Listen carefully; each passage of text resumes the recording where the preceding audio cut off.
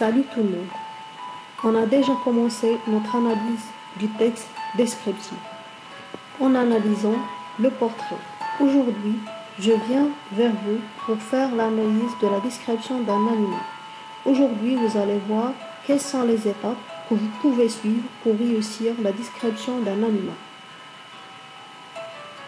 La première étape, vous devez déterminer quel type de description vous voulez travailler.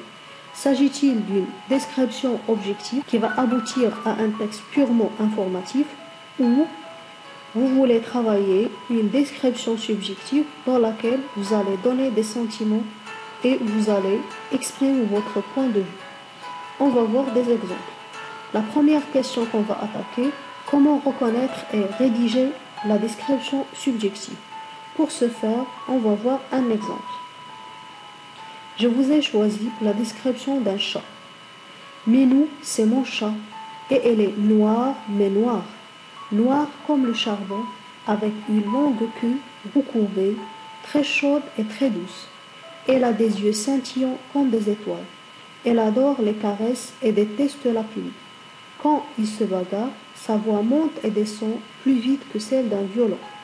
Souvent, il vagabonde sur les toits gris et froids, renifle le lapin dans la cocotte minute et le lait chaud dans la casserole. Et il devine toujours ce que je pense. Alors, pour reconnaître et rédiger la description subjective, il s'agit de détecter ou d'employer des indices comme les moyens de mise en relief. Dans le texte, vous avez 3 moyens. La mise en relief peut faire l'objet d'une leçon qui va venir après.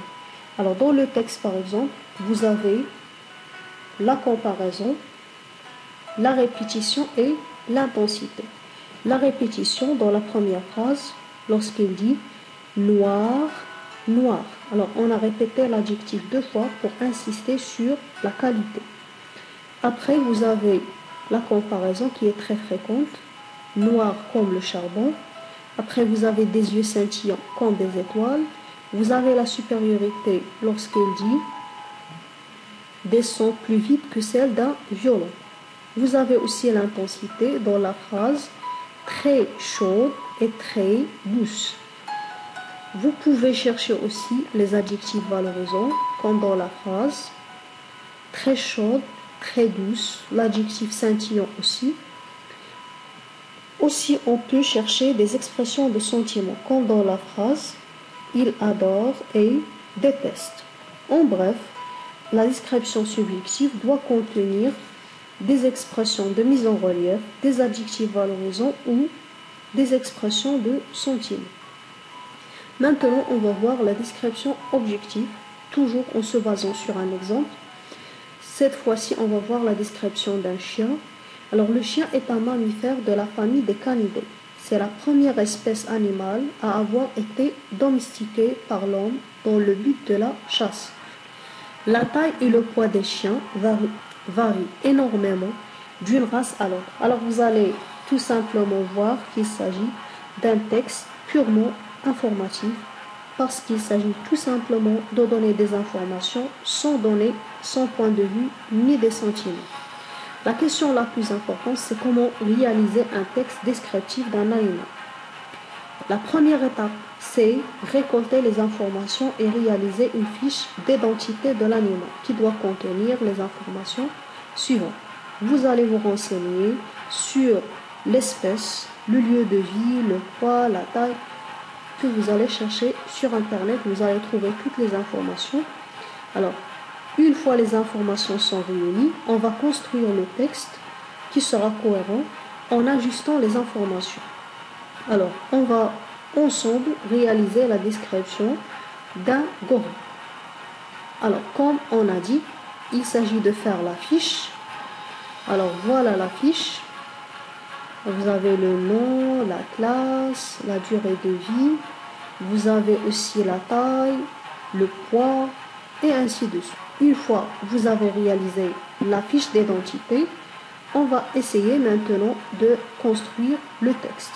Pour construire le texte, il faut bien l'articuler. Vous allez l'articuler selon 3 parties. La première partie, vous allez faire la présentation générale de l'animal. Vous allez donner son nom, son espèce, son habitat, son poids et sa taille. Après, dans le deuxième paragraphe, vous allez donner la description de l'animal en insistant sur les parties du corps, les couleurs et les caractéristiques. Finalement, vous allez insister sur le mode de vie dans le dernier paragraphe.